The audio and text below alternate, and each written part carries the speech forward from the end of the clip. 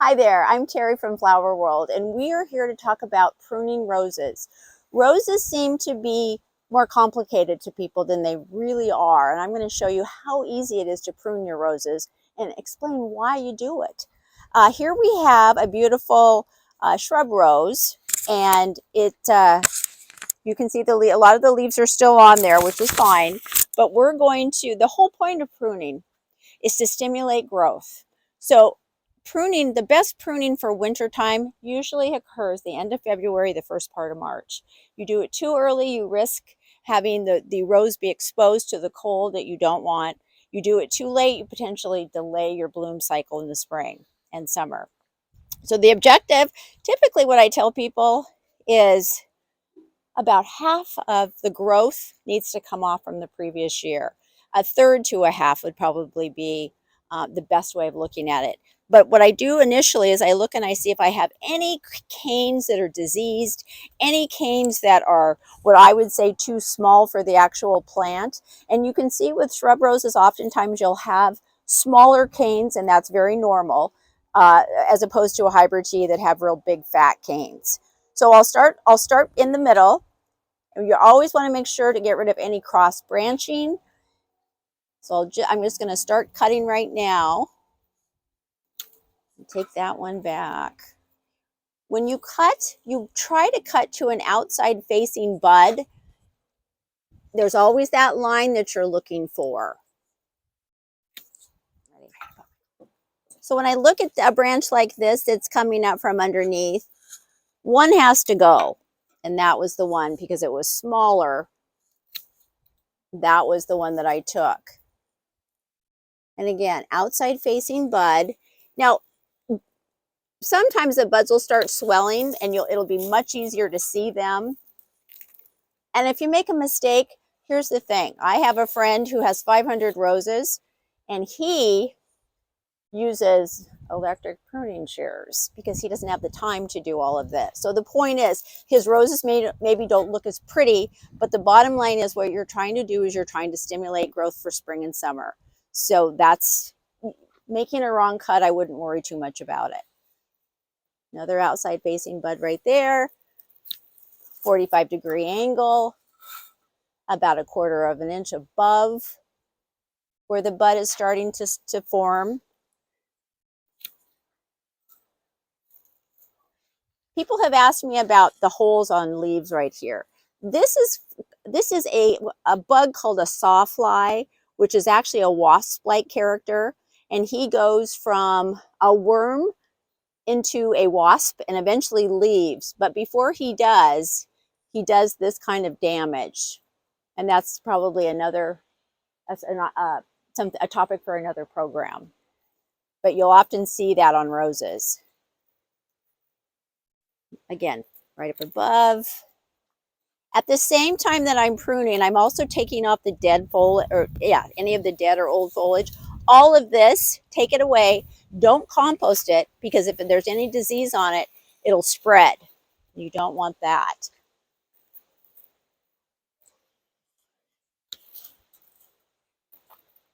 Outside facing bud. On some of these, it's easy because you still have the leaves on them. This one's so small, it's not worth it.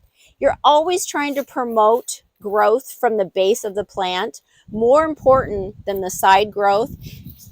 And another way to do that is to make sure that you fertilize your roses.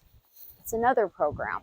So we'll talk about fertilizing, but you're always trying to get nice big canes that come from the base, or we call this the bud union.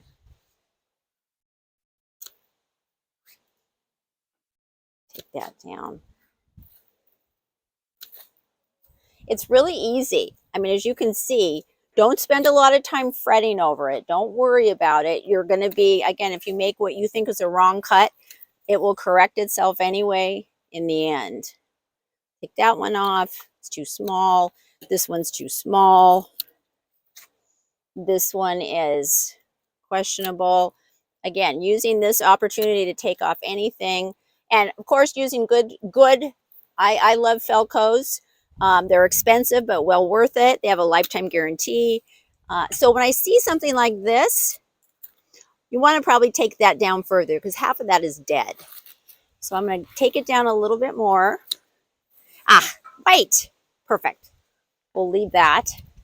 Now I come back and I look again and I see that took us about barely 5 minutes. I have about 125 roses and I go through them so quickly because I don't have time to get hung up on if all my cuts are perfect. So this is the end result. And again, you're going to be cleaning all of this up and getting this actually just put in the garbage, not the compost. And there you have it. You're ready for spring. This will now provide, as long as you fertilize, you will have hundreds of blooms on your roses. Hi, we're going to work on pruning a tree rose today, which is a little bit different than a regular rose. Part of the differences lie in the fact that the rose is actually grafted onto a tree trunk that it's not really related to, so to speak. So the thing with tree roses that I find, especially in our climate, is that if we get very cold, it's not a bad idea to wrap the bud union with some burlap or something through the winter just to protect it, because you can lose them. You can lose tree roses more than just a regular rose because of that lack of insulation through the winter time. So I would say if you have the time, maybe around Halloween, you want to wrap this in burlap and then leave it on there until you prune in March. The end, and pruning for all roses, except for climbers, that's a little different, but the end of February, 1st of March in the Pacific Northwest, great time to prune your roses. Now, if you look down here, I have a sucker coming off this tree unrelated to my knockout rose. Knockout roses are notorious is not the right word. Knockout roses are wonderful because they get so little disease. So they've taken a shrub rose called knockout and made it into a true rose. So I'm going to start by just taking that guy off. Again, cleaning up, getting rid of any of the old foliage, anything that has disease potential or bugs on it. And you're trying to do a vase-like shape ultimately with most roses than when you prune them. So I'm just going to get started. We're doing outside facing bud like we had talked about before. We're going to do about 50% of the plant we're going to take off. So outside facing bud here, here. You can see how easy this is. It's really, people are intimidated by this process and there's no reason. Outside facing bud, nice and white in the center. You look to make sure the cane is healthy. And if it isn't, you just keep cutting down until you find something that is. I'm going to take this down a little more. Cross branching, something you try to avoid. So what I would do is I would make a cut, again, going out away from the center of the plant, pruning there, pruning there. Now here, right here, you've got a cross. So of course, I'm going to keep the bigger cane. I'm going to get rid of the smaller cane. And you're always going to be promoting by fertilizing new growth, new cane growth. So don't worry too much about, should you take it off? Shouldn't you take it off? The end result is what you'll see, and you'll see exactly what it is you need to do to make it perfect, the perfect tree rose.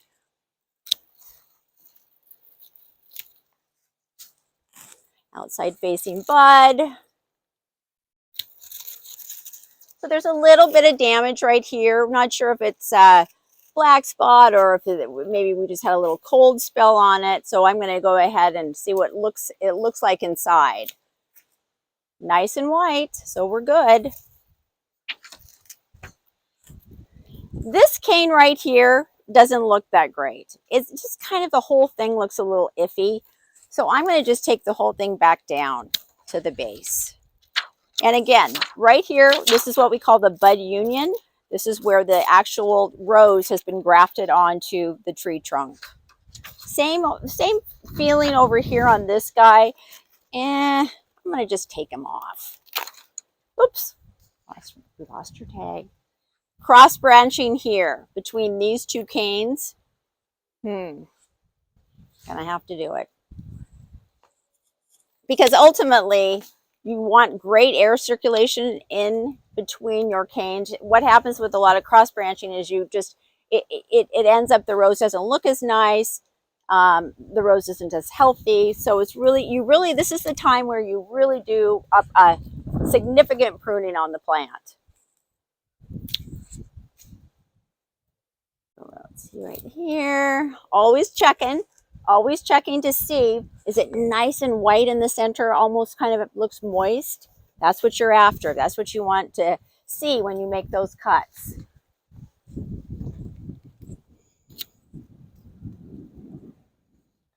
This one is, I may come back. So I'll do my initial pruning and then I'll come back, and sometimes I'll just make more cuts as I'm going after I look at it for a little bit. So that really is kind of it. I mean, we're pretty much done. This right here, I could maybe take that center cane off, but I'm going to wait and see. I can always do it later also. So here you have it. This is a knockout shrub that has been grafted on and has become a tree rose. The nice thing is the flowers are a little bit smaller on this variety, so you don't get the weight that holds it down, that sometimes will pull the branches down. So great idea to get a shrub rose as a tree rose. And there you have it.